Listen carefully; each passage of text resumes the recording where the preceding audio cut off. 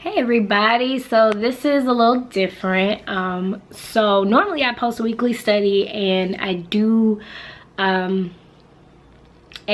kind of a picture post or something like that with a verse each day for each weekly study. But today's verse, I kind of want to do differently because of the context of the verse. And I wanted to make sure that it's a lot, but I wanted to make sure that I guess I was conveying correctly what I was saying, and that, you know, what I say is not misread or misinterpreted or anything like that. So anyway, we're in Colossians chapter 3 this week, and if you've been reading with me or if you've been watching my posts, you've known that I've been studying through Colossians for the past 3 weeks, and this is the third week, and so we're in the third book. I'm at the third chapter of Colossians, and these set of verses, I think, are kind of where people get hung up, in a sense, as far as honoring God, as far as the Bible is concerned, as far as their faith, their beliefs, what they think is right and wrong. And so I kind of want to read it. I'm going to read it from the New International Version. I'm going to read it from the New King James Version first, because that's just the version I usually read. And it's Colossians chapter 3, and we're going to go all the way down to verses 18, all the way to the end through 22. This particular part or section is entitled The Christian Home. And so it reads, "Wives, submit to your own husbands as is fitting in the Lord. Husbands, love your wives and do not be bitter toward them. Children, obey your parents in all things, for this is well-pleasing to the Lord. Fathers, do not provoke your children lest they become discouraged. Bondservants, obey in all things your masters according to the flesh, not with eye service as men pleasers, but in sincerity of heart, fearing God." So these set of verses refer to, like I said, it's entitled The Christian Home, but we'll go back to verse 18 when it specifically addresses wives. Now, there's this whole problem with submission now, with the rise of you know, women wanting to be seen as equal, period, wanting to have the same opportunities as men, all that good stuff. With the rise of just people being self-sufficient and encouraging others to kind of do what you want and be independent and you know, not care about what other people think about you. These verses are pretty much always taken out of context. And to give some background, I'm going to make this short, hopefully, I promise.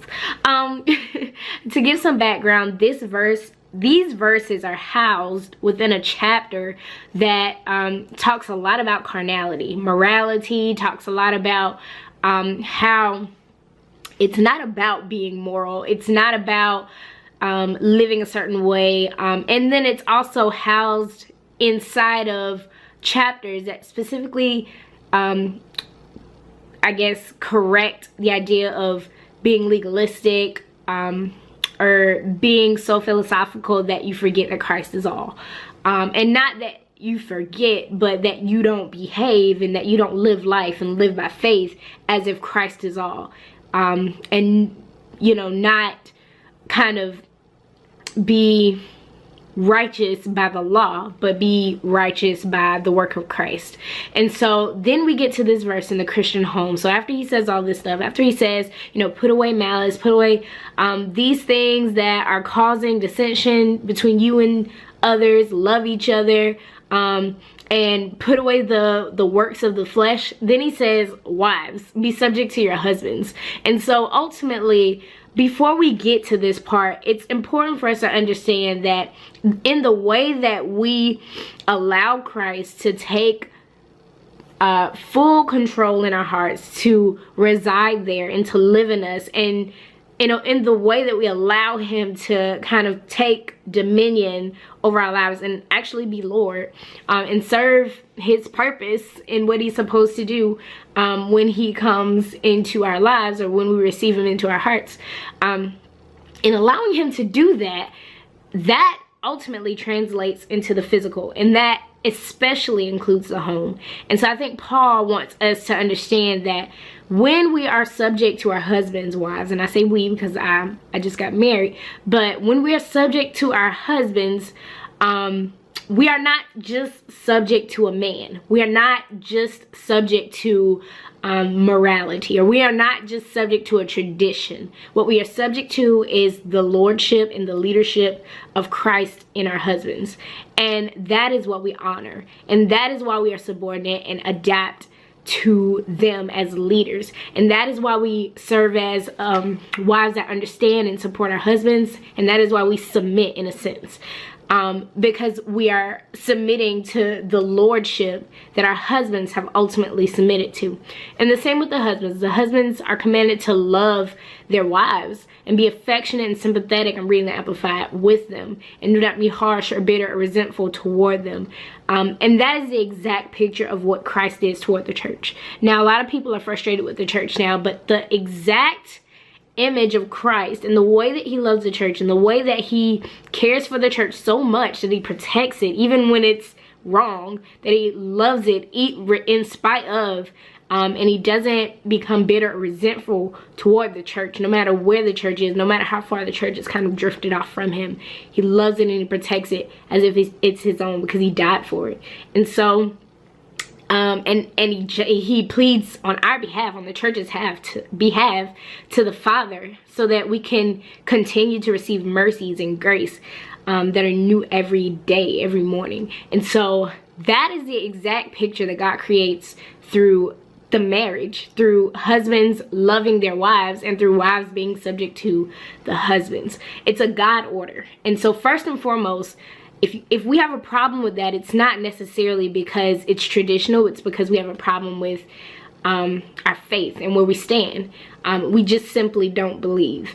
And so honestly, I want to encourage you that if you find yourself questioning that, I want you to go back to the basics. Understand God in all his essence. And the way we do that is by understanding Jesus. Colossians is a great book for that. Especially the first 3 chapters, which we've been reviewing so far. There's so many more pictures painted through the person of Jesus and the Spirit of Jesus living within us, that we can understand the Father and his ways and know that there's an intentional purpose behind what he does and what he says. And then we get into children obeying your parents and everything, for this is pleasing to the Lord.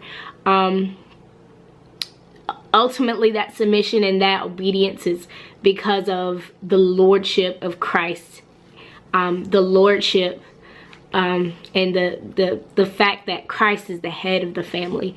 And then the Bible continues to encourage fathers or parents not to come down too hard on their children, because it provokes them. It leads them to wrath. It leads them to disappointment. It crushes them. And so all of that is a reflection of Christ and what he ultimately wants for us. I said it wouldn't be long, but anyway, this is the last verse. And then it says, servants, obey in everything those who are your earthly masters. And I think a lot of people use this verse and similar verses to kind of justify the Bible preaching about slavery. And I think if you ever heard of gotquestions.org, you should definitely visit that website and look up what the Bible, look up articles about how they explain the Bible and slavery and what this exactly means. But in terms of this particular verse, I don't want you to just limit it to racial slavery or social slavery, any of that. What I want you to think of is also economic slavery. We work. You might not work. If you're a business owner, then you work for yourself. If you're not a business owner, then chances are you work for someone else. And so in that sense, you are serving someone. And so the Bible encourages us to serve with a heart that is as if you're serving for God and not for man. And then it goes into, in everything we do, do it as unto the Lord and not for man. And so I just just wanted to kind of break that down and just to give you some insight about those few verses. I pray that as you continue to read, you get more understanding. Understand that the Bible is not simply historical. It's also very spiritual and supernatural. And the way that we know the things of God is by asking him and allowing the Holy Spirit to reveal God to us. And so I pray that you will continue to read by faith, grow in grace, and until next time, I'll talk to y'all later. Any comments, questions you have regarding these verses, regarding what I said, need clarity, think I said something crazy, please let me know. I'd love to have a conversation. I'd love to you know, go deeper with you guys. That's what it's all about, growing together, journeying together, and even learning. But yeah, till next time, see y'all.